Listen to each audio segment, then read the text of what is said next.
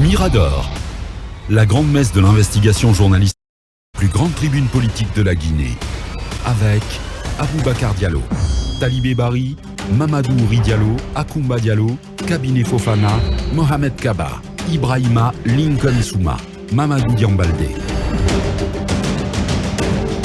8h07 ici sur Film FM. Merci de nous retrouver. Plusieurs sujets sur la table.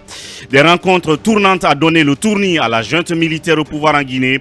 Après le siège de l'UFDG pour un premier tête-à-tête abondamment commenté, c'est sur les terres politiques de l'UFR que le fameux attelage G58 et RPG Arc-en-Ciel et Alliés s'est réuni hier mercredi 18 mai, un acte 2 qui a davantage huilé la machine anti-CNRD que forment désormais les ennemis politiques intimes d'il y a quelques 9 mois, un conglomérat politique qui conteste frontalement la durée de 36 mois de transition décidée le 11 mai dernier par le Conseil national de la transition. Ces coalisés de circonstances viennent de franchir un pas de plus vers l'organisation de manifestations publiques contre le CNRD. Le G58 et le RPG Arc-en-Ciel et Alliés annoncent la mise en place d'une commission technique chargée de l'organisation de ces manifestations.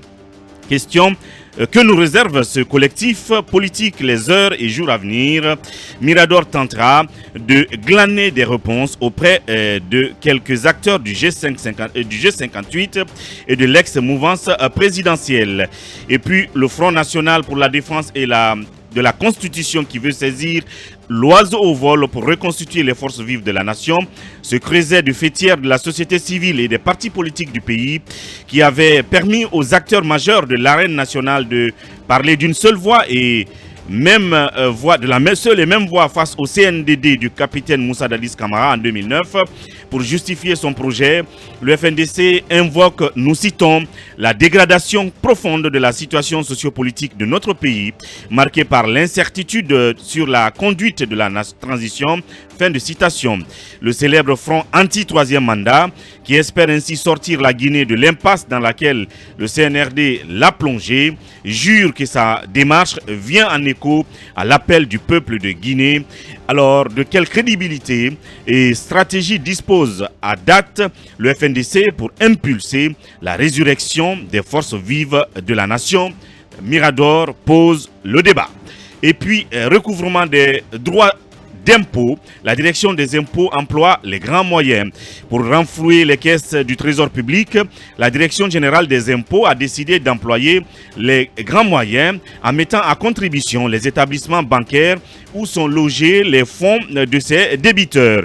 C'est dans cette veine que la DGI aurait adressé une lettre portant avis d'un tierce détenteur contre la société minière de Bokeh SMB et l'Anaïm pour des montants estimés respectivement à plus de 100,7 milliards et 96,65 milliards de francs guinéens.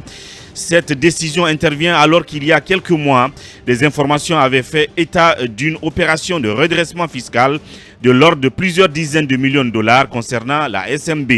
Alors pourquoi la Direction générale des impôts a-t-elle pris cette décision? D'autres entités sont-elles concernées par ce type de décision de la DGI? Notre enquêteur en chef, Akoumba Diallo, tient les éléments d'information pour Mirador.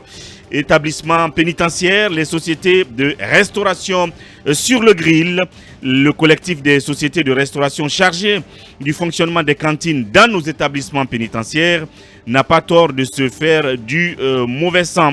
C'est le moins qu'on puisse dire face à la menace d'une éventuelle résiliation de leur contrat qui planerait sur la tête donc de ces entrepreneurs en restauration depuis l'avènement du CNRD au pouvoir. Cette menace est aussi consécutive à une inspection de l'Office de contrôle qualité dans nos prisons. Échaudé par cette mauvaise nouvelle, le collectif des sociétés de restauration a fait des pieds et des mains pour rencontrer le ministre de la Justice et garde des Sceaux, M. Moriba Alain Koné, mais en vain. Leur dernier recours reste le colonel Mamadi Doumbouya, qu'ils devront désormais convaincre de leur capacité à honorer le contrat qui les lie à l'État guinéen selon les règles définies en la matière. Alors, vont-ils en avoir l'opportunité de rencontrer donc le chef de l'État? En attendant, notre limier en chef Akoumba Diallo a tenté de comprendre les raisons qui sous-tendent cette menace de résiliation de contrat. Voici donc l'essentiel de notre menu. Ensemble, on va larguer les amarres.